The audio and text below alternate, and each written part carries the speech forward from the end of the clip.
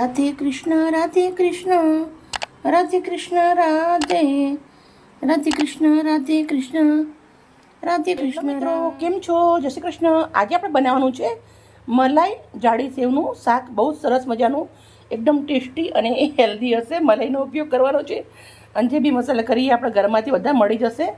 તો મેં એક અડધી વાટકી એટલી મલાઈ લીધી છે, એક વાટકી સેવ લીધી છે, એક ડુંગળી લીધી ઝીણી સમારીને, 2 નંગ ટામેટા ઝીણા સમારી લીધા છે, થોડા લીલા મરચાં સમારેલા છે, 1 નંગ મોટા ટુકડા ટામેટાના કરે છે, આદુ લસણની થોડી પેસ્ટ લીધી છે, લીલા ધાણા લીધા છે. જે બી મસાલા કરું છું પૂરો વિડીયો તમારા જોડે શેર કરું છું. ઘરમાં શાકભાજી કંઈ પણ ના હોય ત્યારે તમે આ એકવાર સબ્જી બનાવજો. તમે એક રોટલી જગ્યાએ 2 થી 3 રોટલી ખાઈ લેશો, એ મારી ગેરંટી છે. બનાવવાની રીતે આપણે ચાલુ કરીએ. અંદર બનાવું છું. 1 ચમચા એટલું સિંગ તેલ નાખું છું. ગરમ થવા દેશું. તેલ ગરમ થઈ ગયું છે. અડધી ચમચી જીરું નાખું છું, અડધી ચમચી રાઈ, અડધી ચમચી હિંગ, ઝીણી સમારેલી ડુંગળી, લીલા મરચાં, આદુ લસણ વાટેલા. ડુંગળી તેલના અંદર સાંતળી લેવાની છે. સેવ ટામેટાનું શાક બધા બનાવતા જ હોય છે, પણ મારી રીતે આજે બનાવજો. બહુ જ સરસ બનશે. નાના મોટા બધા મજા આવી જશે. અને તમે એકવાર આ સબ્જી ઘરે બનાવીને ખાશો ને તો હોટલની સબ્જી પણ ભૂલી જશો. ડુંગળી સરસ લાલ થવા દેશું. ડુંગળી સરસ શેકાઈ ગઈ છે. હવે નાખી દેવાના છે ટામેટાં. ટામેટાને પણ આપણે થોડા શેકી લેવાના છે. ટામેટાં આપણા સરસ શેકાઈ ગયા છે.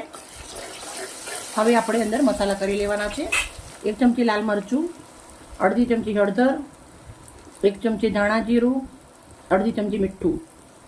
2 મિનિટ જેવું મસાલાને શેકી લેવાનું છે.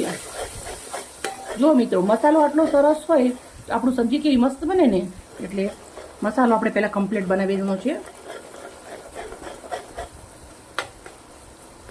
2 મિનિટ થઈ ગયા છે. મસાલો સરસ શેકાઈ ગયો છે. તો હવે નાખી દેવાનું છે અંદર થોડું પાણી. હું 1 વાટકી પાણી નાખું છું. હવે આપણે આને થોડી વાર ઉકળવા દેવાનું છે. સરસ મજાનું ઉકળી અને રેડી થઈ ગયું છે. તો આપણી જે સેવ છે એ નાખી દેવાની છે.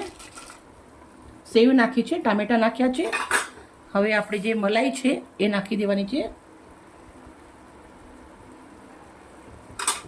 થોડાક એવા લીલા ધાણા નાખી દઉં છું પહેલાં.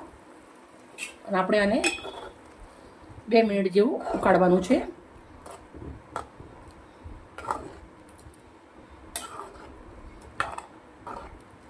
બે મિનિટ જેવું હાલે ઉકાળી લેશું આપણે.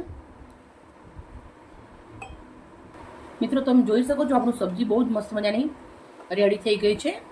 તો આપણે ગેસને બંધ કરી દેવાનું છે, પણ થોડા લીલા ધાણા બીજા નાખી દઈશું. ગેસને બંધ કરી દઈશું અને સબ્જીને આપણે સર્વ કરશું.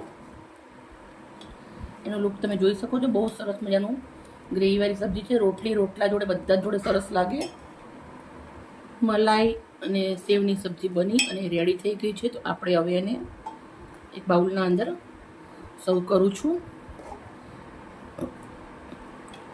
રોટલી ભાખરી જોડે તો સરસ લાગે જ ખરી, પણ રોટલા જોડે ખાજો વટ પડી જશે ખાવાનો. બહુ જ મસ્ત લાગે બાજરીના રોટલા જોડે.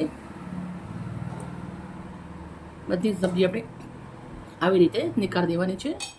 બહુ સરસ મજાની આપણે સબ્જી બનાવી અને રેડી કરી દીધી છે. અમારી વિડીયો સારી લાગી હોય તો પ્લીઝ એક લાઇક કરજો, દોસ્તોની અંદર શેર કરજો. આવી જ મજેદાર રેસીપી સાથે કાલે મળીશ. Okay, bye bye. Radhe Krishna Radhe Krishna Radhe Krishna Radhe Radhe Krishna Radhe Krishna Radhe Krishna Radhe.